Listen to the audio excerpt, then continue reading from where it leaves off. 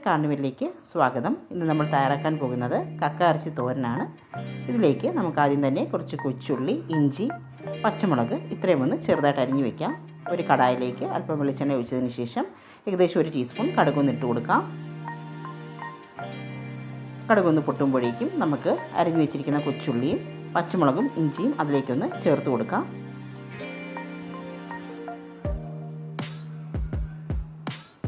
ഇനി നമുക്കിതൊന്ന് നന്നായിട്ട് വഴറ്റി കൊടുക്കണം. അടിയിലൊന്നും പിടിക്കാതെ നന്നായിട്ടൊന്ന് വഴറ്റി കൊടുക്കണം.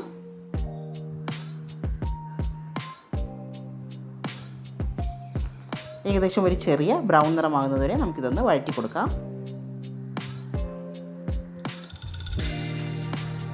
ഇതിപ്പോൾ ഏകദേശം ഒരു ബ്രൗൺ നിറമായിട്ടുണ്ട്.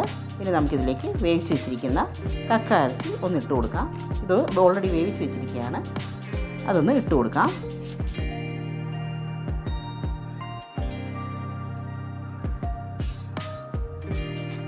ഇനി നമുക്കിതൊന്ന് നന്നായിട്ട് ഇളക്കി യോജിപ്പിക്കണം.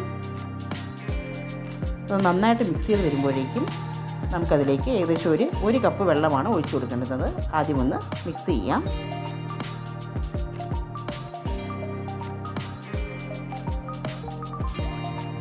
ഇനി നമുക്കിതിലേക്ക് ഒരു കപ്പ് വെള്ളം ഒഴിച്ചു കൊടുക്കാം. വീണ്ടും നന്നായിട്ടൊന്ന് മിക്സ് ചെയ്യണം. വേണ്ടുന്ന തോരൻ്റെ കൂട്ട് റെഡിയാക്കാം. അതിനായിട്ട് ഏകദേശം 1 കപ്പ് തേങ്ങ അത് നന്നായിട്ട് തിരികെടുത്തത്, അതിനുശേഷം അതിലേക്ക് ഒരു 1/2 ടീസ്പൂൺ മഞ്ഞൾപ്പൊടി, പിന്നെ ഒരു ടീസ്പൂൺ മുളക് പൊടി,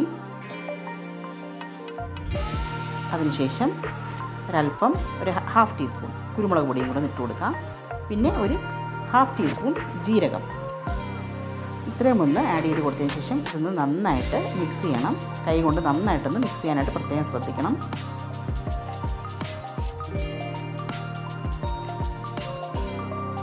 ഇപ്പോൾ ഏകദേശം മിക്സ് ആയിട്ടുണ്ട്.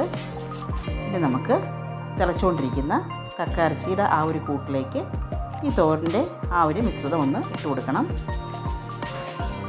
അപ്പോൾ നമ്മൾ ആ തോരൻ്റെ കൂട്ടെല്ലാം അതിലേക്ക് ആഡ് ചെയ്ത് കൊടുത്തിട്ടുണ്ട്.